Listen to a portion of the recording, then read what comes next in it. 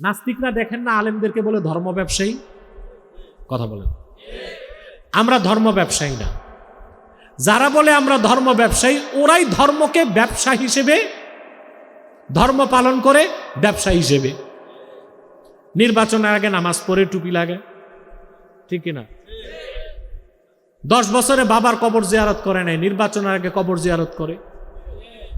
আমরা ধর্ম ব্যবসায়ী না, তবে আমরা ব্যবসায়ী। আমাদের ব্যবসা আমাদের মালিকের সাথে। কি ব্যবসা?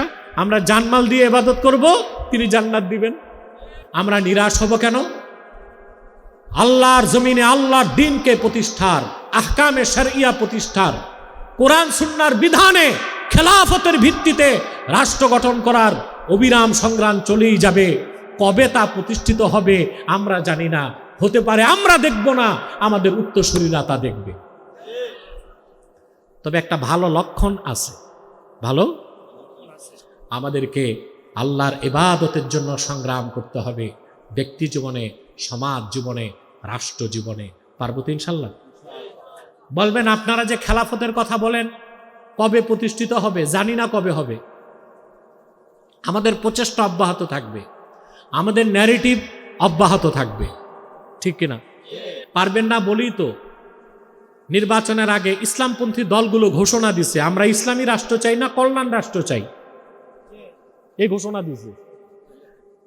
আবার বলছে যে ক্ষমতায় গেলে শরিয়া আইনে দেশ চালাবো না। এই কথাগুলো তারা মন থেকে বলে নাই, বাধ্য হয়ে বলছে। কারণ এই কথাগুলোতে উপর অটল অবিচল থাকলে কিয়ামত তক ক্ষমতায় যাওয়া যাবে না। এই কথাগুলো বললে পরোক্ষভাবে তলে তলে পশ্চিমাদের সাথে একটা নিগোসিয়েশন হয়। কি হয়? পশ্চিমাদের সাথে একটা সমঝোতা হয় যে আমরা ইসলামপন্থী, ক্ষমতায় গেলে তোমাদের সমস্যা নাই, গণতন্ত্র দিয়েই দেশ চালাবো, ইংরেজ আইন দিয়েই দেশ চালাবো। কিয়ামত তক এই পদ্ধতিতে ক্ষমতায় যে ইসলামী হুকুমত কায়েম করা যাবে না। সাহাবী স্বর্ণ চাইলেন না, ধনসম্পদ চাইলেন না, একটা জিনিস চাইলেন। বলেন ইয়া রাসূলুল্লাহ যদি চাই, ইয়া রাসূলুল্লাহ যদি চাই পাবো? আল্লাহ হাবিব বলেন চাও, তোমার জন্য সুযোগ আছে, যা চাইবা তাই পাবা। সাহাবী বললেন আসআলুকা মুরাফাতাকা ফিল জান্নাহ। আয় আল্লাহর হাবিব, এই দুনিয়ার কিছুই চাই না, আমি চাই জান্নাতে আপনার কদমের কাছে একটু জায়গা পেতে চাই। মহান সাহাবীগণ অনেকে ইবাদত করতেন জান্নাতের আশায় না, আল্লাহ তার হাবিবের নৈকট্যের জন্য। সুবহান। এই যে জান্নাতের আশায় না, আল্লাহকে পাওয়ার আশায় ইবাদত, এটা হচ্ছে ইবাদাতুল আবিদ। 2 নম্বর হচ্ছে ইবাদাতুত তুজ্জার, ব্যবসায়ীদের ইবাদত। কাদের? ব্যবসায়ীর চরিত্র হচ্ছে সব জায়গায় ব্যবসা খুঁজে। কথা বলেন, সব জায়গায় কাজই এটা, নইলে ব্যবসায়ী হওয়া যায় না। আম পাতা, জাম পাতা, খেরকুটা, ওইখানেও তারা ব্যবসা খোঁজে। ব্যবসায়ী হচ্ছে বিনিময়। ব্যবসা কি? কিছু দিব, কিছু। তো যারা জান্নাতের আশায় ইবাদত করে তাদেরটা হচ্ছে ইবাদাতুত তুজ্জার, ব্যবসায়ীদের ইবাদত। আল্লাহকে ইবাদত দেয়, আল্লাহ জান্নাত দেন। এই ইবাদত করতেও কোনো সমস্যা।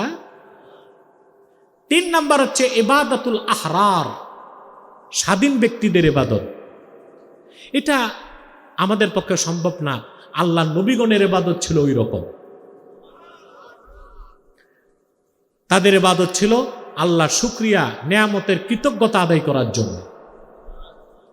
আর ওই রকম ইবাদত সবচেয়ে বেশি করেছেন আল্লাহর হাবিব মুহাম্মদ সাল্লাল্লাহু আলাইহি ওয়াসাল্লাম। হাদিস সাক্ষ্য দেয় রাসূল করিম সাল্লাল্লাহু আলাইহি ওয়াসাল্লাম রাতের বেলা যখন তাহাজ্জুদ নামাজে দাঁড়াতেন, এক এক রাকাতে সূরা বাকারা তেলাওয়াত করতেন, আলে ইমরান তেলাওয়াত করতেন, সূরা নিসা তেলাওয়াত করতেন। সকালবেলা দেখা যেত আল্লাহর হাবিবের নূরময় কদম দুটো ফুলে গেছে। একজন আম্মাজান প্রশ্ন করলেন, ইয়া রাসূলুল্লাহ, ইয়া হাবিবাল্লাহ, আপনার তো কোনো গুনাহ নাই, 7 আকাশ 7 জমিন সব আল্লাহ তাআলা আপনার কদমের নিচে হাদিয়া করে দিয়েছেন। সারা রাত জেগে এত মেহনত করে কেন নামাজ পড়েন? আল্লাহর হাবিব বললেন, আফালা আন আকুনা আবদান শাকুরা, যে আল্লাহ আমাকে মহান মর্যাদা দিয়েছেন, আমি কি সে আল্লাহর শুকরিয়া আরো বেশি বেশি আদায় করব না? আমাদের ইবাদত হবে যে কোনো দুই প্রকারের, এক প্রকার ইবাদাতুল আবিদ, আল্লাহকে পাওয়ার আশায়, নয় ইবাদাতুত তুজ্জার, বেহেশত কিনার আশায়। ব্যবসা হচ্ছে মুআওয়াজাতুশ শাইই বিশ-শাই, মুবাদালাতুশ শাইই বিশ-শাই, বিনিময়। কি আমরা করব? ইবাদত, তিনি দিবেন জান্নাত। এখন দুইটার যে কোনো একটা করতে পারেন, তবে শ্রেষ্ঠ ইবাদত হচ্ছে জান্নাতের আশায় না, জান্নাতের মালিকের আশায়। ইবাদত করবেন, আল্লাহর ইবাদতে কাউকে শরীক করবেন না। আমি বলেছিলাম আপনারা ইবাদত বুঝেন, হাকিকতে ইবাদত বুঝেন না। আমরা মনে করি নামাজ, রোজা, হজ, যাকাতটাই ইবাদত। না, ইবাদত শব্দের উৎপত্তি কিসের থেকে আমি তিনটা সংজ্ঞা দিচ্ছি। কষ্ট হচ্ছে না তো? আর একটু পরে মুনাজাত। এখন আর একটা লোকও উঠার চেষ্টা করবেন না, তাহলে বরকত থেকে মাহরুম হয়ে যাবেন। ইবাদতের ব্যাখ্যা করতে যে আল্লামা বাগাবী লেখেন, হিয়াল ইতাআতু মা জিল্লাতি ওয়াল খুদু, একনিষ্ঠ চিত্তে আল্লাহ রাব্বুল আলামিনের আনুগত্যকে মাথা পেতে নেবার নাম ইবাদত। সুবহানাল্লাহ বলবেন না? একনিষ্ঠ চিত্তে আল্লাহর আনুগত্যকে মেনে নেবার নাম কি? এটা হবে নন কন্ডিশনাল, কোনো শর্ত থাকতে পারবে না। শর্ত থাকতে পারবে না। ইবাদতের সংজ্ঞা ইমাম বায়জাবি লেখেন, হিয়া আকসা গায়াতিল ইতাআতি ওয়াত তাযাল্লুল।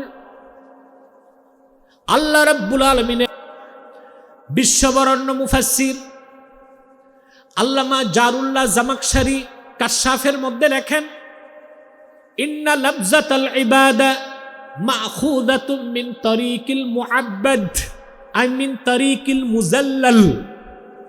এটা একটু বুঝেন। তারিকুল মুআব্বাদ শব্দ থেকে ইবাদত। তারিকুল মুআব্বাদ হচ্ছে সেই পথ যেটা মানুষ বানায় না, সরকার বানায় না, মানুষের পায়ের আঘাতে যে পথ তৈরি হয়। এটা দেখেন নাই? আরে আপনারা দেখবেন না তো কে দেখবে? ম্যাঠো পথ। কি পথ? এটা কি সরকার বানায়? রোলার লাগে? সিটি কর্পোরেশন, ইউনিয়ন পরিষদ? মানুষের পায়ের আঘাতে সড়ক হয়ে যায়। আমার মনে হয় বাংলাদেশের ব্রাঞ্চ রোড যেগুলো আছে সব এমনি হয়েছে। এর জন্য রোডগুলো সাপের মতো সরপিল, আঁকাবাঁকা। আহারে, এই রোডগুলোর যদি সোজা করতো তাহলে আমার গরিপুর থেকে এখানে আসতে 40 মিনিট লাগতো, আর আজকে লাগছে গরিপুর থেকে 2 ঘন্টা। সড়ক আঁকাবাঁকা। চেয়ারম্যান সাহেব কই? এক চেয়ারম্যান সাহেব কি করবে এত পথ? তবে এই পথটা ঠিক করতে হবে চেয়ারম্যান সাহেব। এইটা যেটা আসলাম, এই যে ঢুকলাম, যে আইটপাড়া দিয়ে ঢুকলাম নাকি বাগপুর দিয়ে? হ্যাঁ, আলহামদুলিল্লাহ আপনারা সরকারের মদতপুষ্ট মানুষ। চাঁদপুর তো সরকারি দলের লোক বেশি, ঠিক কিনা? বরাদ্দ বেশি আনতে হবে, সড়ক টরক ঠিক করতে হবে। এই যে তারিকুল মুআব্বাদ, পদাঘাতে যে রোড হয়, ম্যাঠো পথ, ওটাকে বলে তারিকুল মুজাল্লাল, তুচ্ছতার মাধ্যমে সৃষ্ট পথ, পায়ের আঘাতে। এর থেকে ইবাদত, অর্থাৎ ঈমান আনার পরে বান্দার নিজস্ব ইচ্ছার কোনো প্রতিফলন ঘটবে না, সবটাই হবে আল্লাহর ইচ্ছা। এটা ইবাদত। আমরা কি তা পারছি? আমরা নামাজ, রোজা, হজ, যাকাত করি আল্লাহর হুকুম মোতাবেক, কিন্তু আমাদের ব্যবসা, আমাদের চাকরি, আমাদের পররাষ্ট্রনীতি, আমাদের রাজনীতি হচ্ছে শয়তানি তরিকায়। ওই ক্ষেত্রে আমরা ইবাদত করতেছি শয়তানের। সূরা ইয়াসিনে আল্লাহ তাআলা বলেন, আলাম আহাদ ইলাইকুম ইয়া বানি আদম আল্লা তা'বুদুশ শাইতান ইন্নাহু লাকুম আদুউম মুবিন। হে বনি আদম, আমি কি প্রতিশ্রুতি নেই তোমাদের থেকে যে তোমরা শয়তানের ইবাদত করবে না? এখানে শয়তানের ইবাদত মানে শয়তানের আনুগত্য।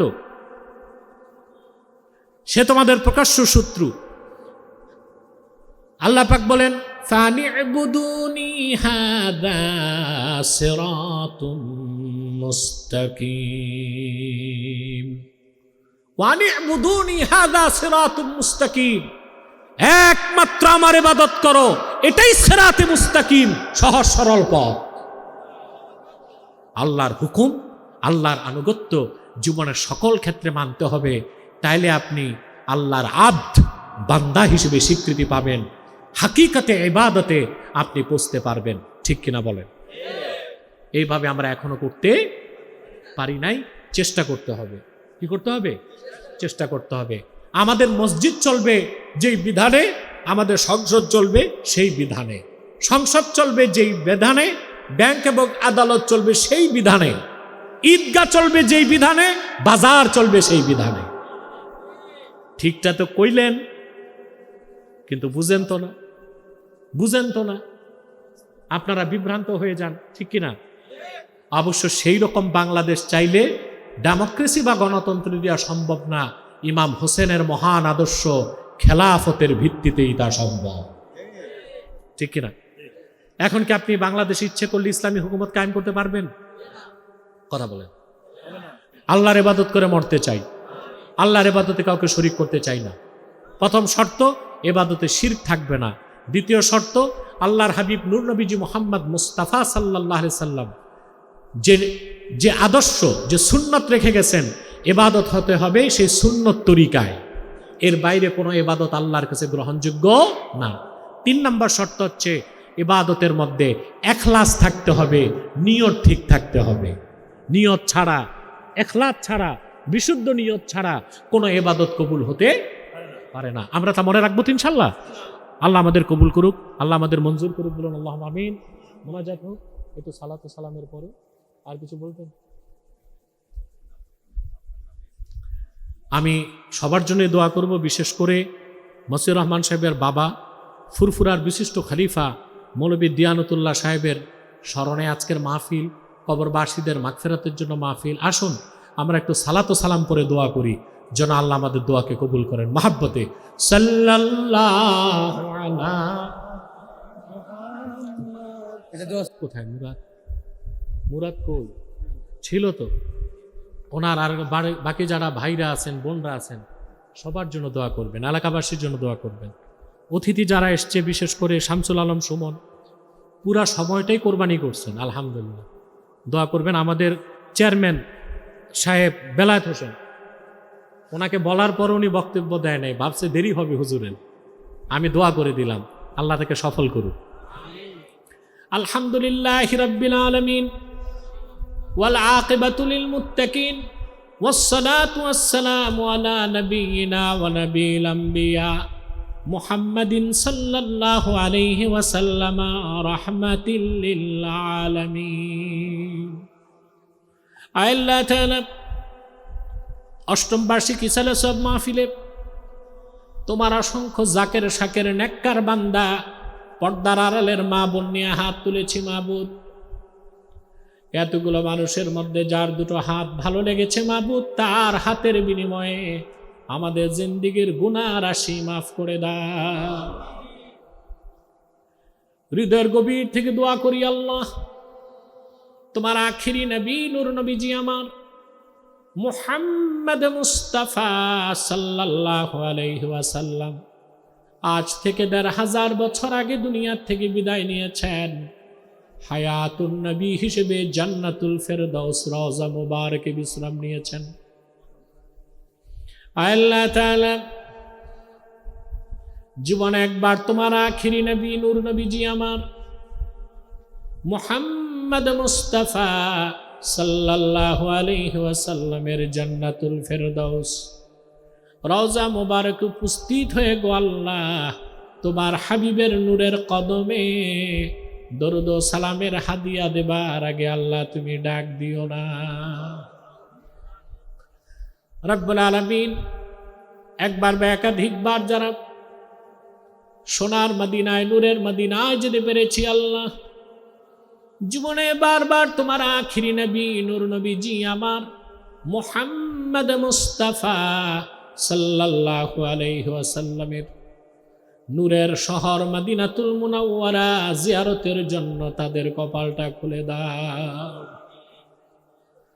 হৃদয়ের গভীর থেকে দোয়া করি আল্লাহ, তোমার আখিরি নবী নূর নবীজি আমার মুহাম্মদ মুস্তাফা সাল্লাল্লাহু আলাইহি ওয়াসাল্লামের নূরের চেহারা মুবারক স্বপ্নে একবার দেখে গো আল্লাহ, জান্নাত ওয়াজিব হবার আগে তুমি ডাক দিও না আল্লাহ। একবার বা একাধিকবার যারা তোমার আখিরি নবী নূর নবীজি আমার মুহাম্মদ মুস্তাফা সাল্লাল্লাহু আলাইহি ওয়াসাল্লামের নূরের চেহারা মুবারক স্বপ্নে দেখার সৌভাগ্য লাভ করেছে আল্লাহ, জীবনে বারবার দেখার জন্যে তাদের কপালটা তুমি জান্নাতি কপাল বানায় দাও আল্লাহ। আমাদের অনেকের বাবা নাই, অনেকের মা নাই, অনেকের বাবা মা একজনও নাই।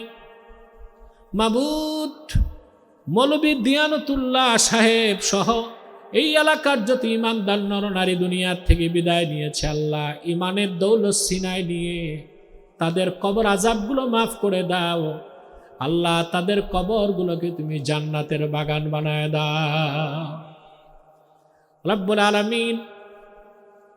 যতটুকু নেক আমল হয়েছে তার সওয়াব এই এলাকার প্রতিটি মুমিন মুসলমান কবরবাসীর রুহে তুমি দিয়ে দাও আল্লাহ।